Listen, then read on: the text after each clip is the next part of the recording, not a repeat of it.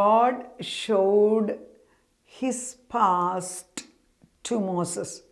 പുറപ്പാടിൻ്റെ 33-ാം അധ്യായമാണ് ഇതിനെടുക്കുന്നത്. മോശയും ദൈവവുമായിട്ടുള്ള സംഭാഷണമാണ്. അത് വളരെ പ്രധാനമാണ്. മോശ ഒരു വലിയ കാര്യത്തിന് വേണ്ടി, അതായത് തൻ്റെ ജനമാണ് ഇസ്രായേൽ ജനതയെ മിസ്രൈമിൽ നിന്ന് ഫറവോൻ്റെ അടിമത്തത്തിൽ നിന്ന് രക്ഷിക്കാൻ വേണ്ടി തിരിച്ചു കൊണ്ടുവരാൻ ഉപയോഗിക്കുന്ന വ്യക്തിയാണ് മോശ. മോശ എക്യുപ്പ് ചെയ്യുന്നുണ്ട്. മോശ ഫറവോൻ്റെ കൊട്ടാരത്തിൽ വളർത്തിയെടുത്ത് ഫറവോൻ്റെ രീതികളെല്ലാം പഠിപ്പിച്ചു. അത് കഴിഞ്ഞ് 40-ാം വയസ്സിൽ മോശ ഒരാളെ കൊല്ലുന്നു. അതോടുകൂടി അവിടുന്ന് ഓടിപ്പോയി മരുഭൂമിയിൽ താമസിക്കുന്നു. അവിടെ തൻ്റെ ഭാര്യയെ കാണുന്നു. അവിടെ വെച്ച് 40 വർഷം ആടുകളെ നോക്കുന്ന ജോലിയാണ് ഏറ്റെടുക്കുന്നത്. അപ്പം 80 വർഷമായപ്പോഴത്തേക്ക് പ്രായമായി. പിന്നെയാണ് ദൈവം തമ്പുരാൻ മോശയെടുത്ത് അധിക ശക്തിയോടെ ഉപയോഗിക്കുന്നത്. അപ്പം പ്രായമായിട്ടുള്ളവർക്കൊരു പ്രത്യേക ഒരു ദൂതാണ് ദൈവത്തിന് ഏത് പ്രായത്തിലും ഉപയോഗിക്കാൻ. പലരും ഞാൻ ഇനി മരിക്കാറായിരിക്കുകയാണ്, പിന്നെ ഇനിയൊന്നും ചെയ്യാനില്ലെന്ന് ഓർക്കുമ്പോൾ സത്യത്തിൽ മോശയെടുത്ത് ഉപയോഗിച്ച ദൈവത്തിന് നിങ്ങളെക്കുറിച്ച് ആവശ്യമുണ്ട്. പക്ഷേ if you give up, god cannot do anything.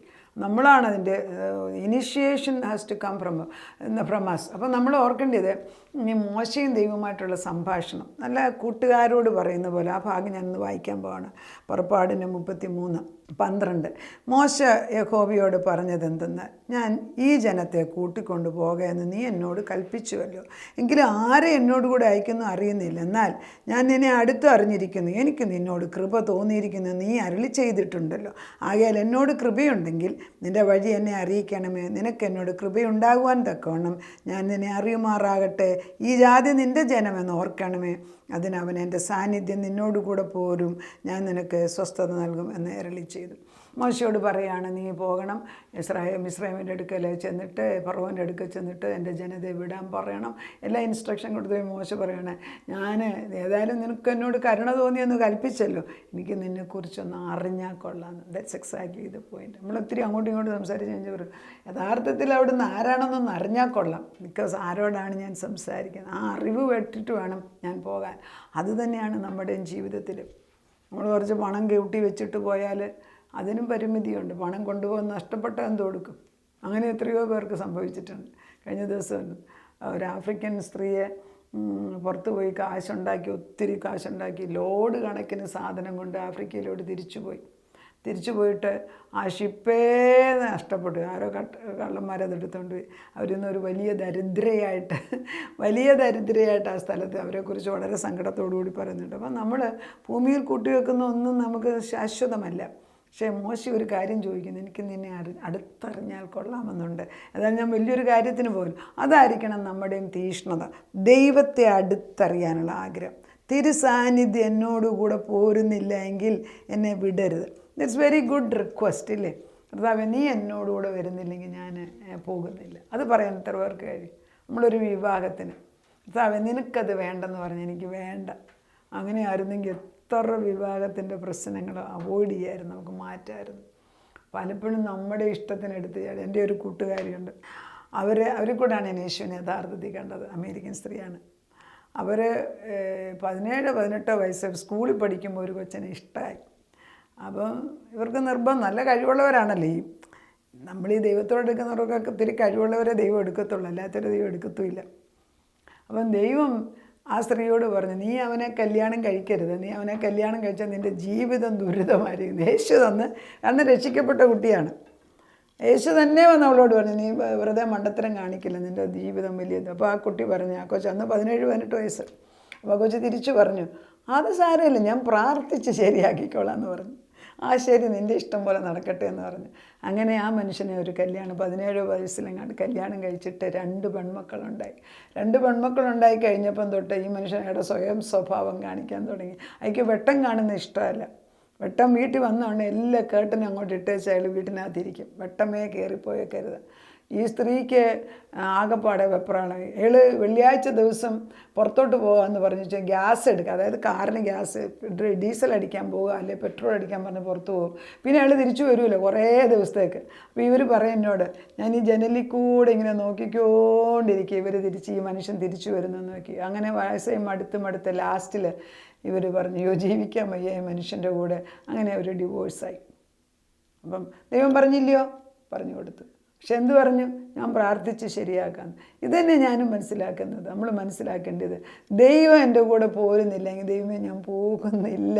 നിർബന്ധ ബുദ്ധി പിടിക്കണം. എൻ്റെ കൂടെ ദൈവം ഇല്ലെങ്കിൽ ഞാൻ പോകുന്നില്ല.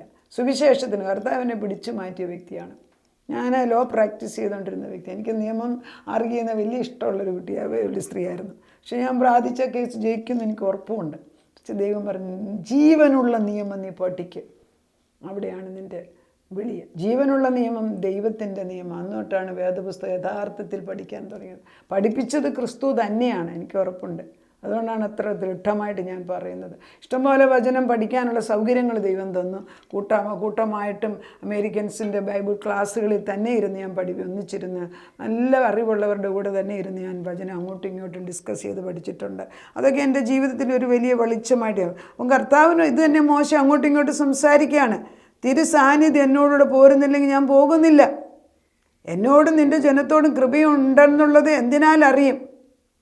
നീ ഞങ്ങളോടുകൂടെ പോരുന്നതിനാലല്ലോ. അപ്പോൾ എൻ്റെ കൂടെ നീ വന്നേ ഒക്കത്തുള്ളൂ. ആ ഒരു നിർബന്ധ ബുദ്ധി നമുക്കും ഉണ്ടാകണം. അതിനെന്ത് സംഭവിച്ചു? യഹോവ മോശയോട്, നീ പറഞ്ഞ ഈ വാക്കുപോലെ ഞാൻ ചെയ്യും. ദൈവം എത്ര നല്ല ദൈവമാണ്. എനിക്ക് നിന്നോട് കൃപ തോന്നിയിരിക്കുന്നു. നമ്മളാരെങ്കിലും അങ്ങനെ ദൈവത്തോട് ചിലപ്പോൾ നിർബന്ധ ബുദ്ധി കാണിക്കണം. നിനക്ക് കൃപ തോന്നിയിരിക്കുന്നു, ഞാൻ നിന്നെ അടുത്തറിഞ്ഞിരിക്കുന്നു എന്ന് അരുളി ചെയ്തു. അപ്പോൾ അവൻ, നിൻ്റെ തേജസ് എനിക്ക് കാണിച്ചു തരണമേ.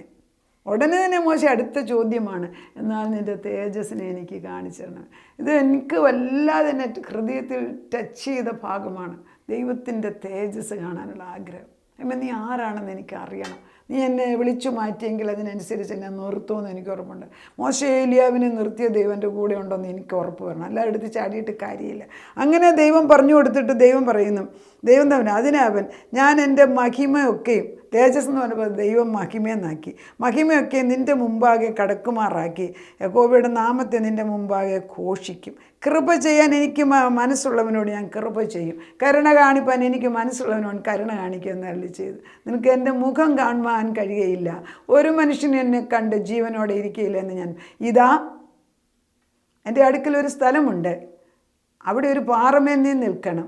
എൻ്റെ തേജസ് കടന്നു പോകുമ്പോൾ ഞാൻ നിന്നെ പാറയുടെ ഒരു പിളർപ്പിലാക്കി ഞാൻ കടന്നു പോകുമ്പോൾ എൻ്റെ കൈ കൊണ്ട് നിന്നെ മറയ്ക്കും. പിന്നെ എൻ്റെ കൈ നീക്കും, നീ എൻ്റെ പിൻഭാഗം കാണും, എൻ്റെ മുഖമോ കാണാവതല്ല എന്ന് യഹോവ അരുളി ചെയ്തു. വ്യക്തമായിട്ട് ദൈവം സംസാരിക്കുകയാണ്. എൻ്റെ മുഖം കണ്ടു കഴിഞ്ഞാൽ നിനക്ക് ജീവിക്കാനൊക്കത്തില്ല, പക്ഷേ എൻ്റെ മഹിമ നിൻ്റെ കൂടെ പോകും, ഞാൻ നിൻ്റെ കൂടെ വരും. പക്ഷെ ഞാൻ എൻ്റെ പുറം ഭാഗം നിന്നെ കാണിക്കാൻ പോവുകയാണ്. എന്തൊരു മനോഹരമായ കോൺവെർസേഷൻ അങ്ങോട്ടും ഇങ്ങോട്ടും പറയുന്നത്. അങ്ങനെ മോശെ ദൈവം തൻ്റെ മുഖം കാണിക്കുമ്പോൾ, ഇവിടെ മുഖം കർത്താവിൻ്റെ മഹത്വത്തെ കാണിക്കും. 34-6 വാക്യത്തിൽ യഹോവ തന്നെത്താനെ വെളിപ്പെടുത്തുക ചെയ്ത്. യഹോവ അവൻ്റെ മുമ്പാകെ കടന്ന് ഘോഷിച്ചതെന്നാൽ, യഹോവയായ ദൈവം കരുണയും കൃപയുമുള്ളവൻ, ദീർഘക്ഷമയും മഹാദയും വിശ്വസ്തതയും, 1000 ദയ പാലിക്കുന്നവൻ, അകൃത്യവും അതിക്രമവും പാപവും ക്ഷമിക്കുന്നവൻ, കുറ്റമുള്ളവനെ വെറുതെ വിടാതെ, പിതാക്കന്മാരുടെ അകൃത്യം മക്കളുടെ മേലും 3-ാമത്തെയും 4-ാമത്തെ തലമുറ സന്ദർശിക്കുന്നവൻ, 1000 തലമുറ അനുഗ്രഹിക്കുന്നവൻ, 3-4 തലമുറ പാപത്തെ ചോദിക്കുന്നവൻ. എന്തൊരു മനോഹരനായ ദൈവമാണ്. ആ ദൈവത്തിൻ്റെ സ്വഭാവമാണ് അവൻ്റെ ഗ്ലോറി അല്ലെങ്കിൽ മഹിമ. എന്നാൽ വ്യക്തമായിട്ട് ഇവിടെ ചോദിക്കുന്നത്, എൻ്റെ മുൻവശം കാണാനൊക്കെ നീ മരിച്ചു, അതുകൊണ്ട് നീ ഒരു കാര്യം ചെയ്യേ, നീ ആ പാറമേൽ നിൽക്കണം. എൻ്റെ തേജസ് കടന്നു പോകുമ്പോൾ ഞാൻ നിന്നെ പാറയുടെ പിളർപ്പിലാക്കി സൂക്ഷിച്ചിട്ട് എൻ്റെ കൈ കൊണ്ട് മറയ്ക്കും. എൻ്റെ പിൻഭാഗം കാണും, എൻ്റെ മുഖത്തെ കാണാവതല്ല എന്ന് യഹോവ അരുളി ചെയ്തു. അപ്പം ദൈവം തൻ്റെ പിൻഭാഗം മാത്രമേ മോശയെ കാണിച്ചു. മോശ എവിടെയാണ്? മോശയും ദൈവമായിട്ട് മലയുടെ മുകളിൽ സംസാരിക്കുകയാണ്. മോശ കാണുകയാണ് എന്താണ് ദൈവത്തിൻ്റെ പിൻഭാഗം. എന്തൊക്കെ എഴുതി വെച്ചു? ഉൽപ്പത്തി, പുറപ്പാട്, ലേവ്യ പുസ്തകം, സംഖ്യാപുസ്തകം, ആവർത്തന പുസ്തകം, 5 ബുക്കുകൾ ദൈവത്തിൻ്റെ പുറം കണ്ടപ്പോൾ എഴുതി. ദൈവത്തിൻ്റെ പുറഭാഗം ദൈവത്തിൻ്റെ പാസ്റ്റാണ്. ഇതുവരെ എങ്ങനെ ഞാൻ ഭൂമി സൃഷ്ടിച്ചു, മനുഷ്യനെ എങ്ങനെ സൃഷ്ടിച്ചു, എന്താണ് എൻ്റെ പ്ലാന്, എല്ലാം വ്യക്തമായിട്ട് ആ ഒരു സന്ദർഭത്തിൽ ദൈവം മോശയെ കാണിച്ചു കൊടുത്തു. അങ്ങനെയാണ് ആദ്യത്തെ 5 ബുക്കുകളും വേദപുസ്തകത്തിൽ എഴുതപ്പെട്ടത്. ഒറിജിൻ കർത്താവാണ് എൻ്റെ ഉറവയെന്ന് എനിക്ക് മനസ്സിലാക്കണം. ഇത് ആർക്കെങ്കിലും സംശയം ഉണ്ടെങ്കിൽ വായിച്ചത്. പിൻഭാഗമാണത്. കർത്താവിൻ്റെ പിൻഭാഗം കണ്ടെങ്കിൽ കർത്താവിൻ്റെ പാസ്റ്റ് ക്യാരക്ടറാണ്, അത് മാറത്തില്ല. ഉൽപ്പത്തി, പുറപ്പാട്, ലേവ്യ പുസ്തകം, സംഖ്യാപുസ്തകം, ആവർത്തന പുസ്തകം, ഇതിനകത്ത് വായിച്ചാൽ ദൈവത്തെക്കുറിച്ച് മനസ്സിലാകും. എന്നാൽ മുൻഭാഗം എന്ന് പറയുന്നവന് ഇനിയും ചെയ്യാൻ പോകുന്ന ഫ്യൂച്ചറാണ്. അതാർക്കും അറിയേണ്ട ആവശ്യമില്ല. യേശു പോലും പറയുന്നുണ്ട്, പിതാവ് എപ്പോഴാണ് എന്നെ തിരിച്ചു വിടുന്നതെന്ന് എനിക്കറിയത്തില്ല. കറക്റ്റല്ലേ? പിന്നെ നമ്മളോ? അപ്പോൾ പ്രോഫറ്റിക് മിനിസ്ട്രി എടുക്കുന്നവരോട് പറയണം, ദൈവസന്നിധിയിൽ ഇരുന്നിട്ടാണോ കേൾക്കിട്ടാണോ? കർത്താവ് പ്രോഫസി ചെയ്യുന്ന വ്യക്തിയാണ്. കർത്താവ് എല്ലാം വെളിപ്പാട് വരെയുള്ളത് എഴുതി വെച്ചിട്ടുണ്ട് നമുക്ക്.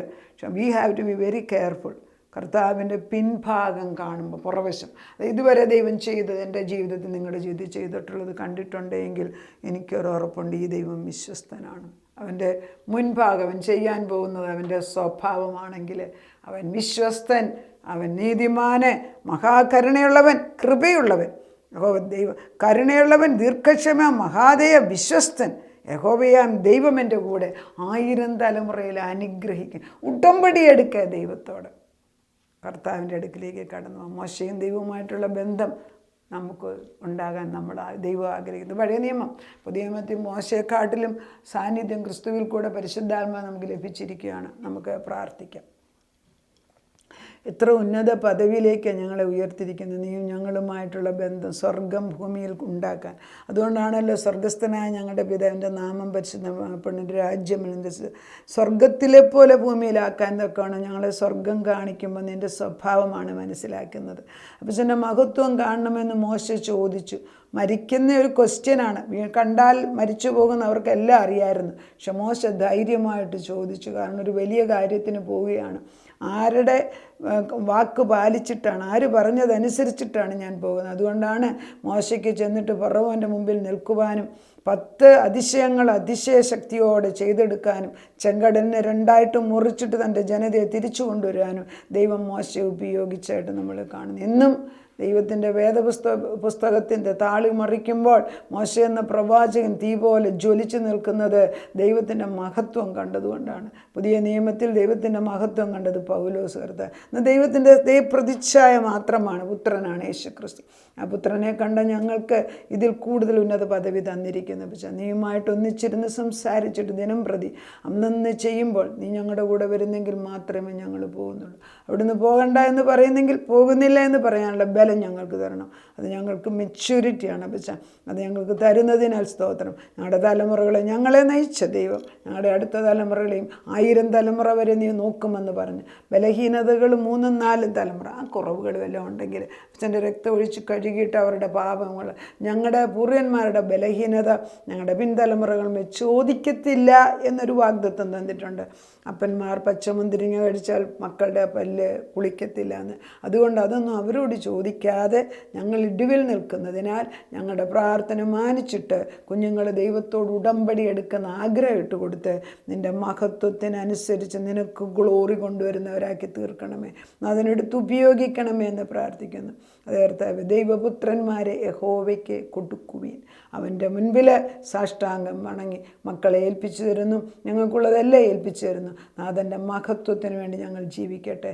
നാഥൻ ഞങ്ങളുടെ പ്രാർത്ഥനകളുടെ ഉത്തരം തന്നതിന് തന്നെ ഈ ഒരു പ്രാർത്ഥന അനേക തലമുറകൾക്ക് വെളിച്ചമാക്കി മാറ്റിയതിന് സ്തോത്രം. യേശു ക്രിസ്തുവിൻ്റെ പൊന്നനാമത്തിൽ തന്നെ ആമേൻ.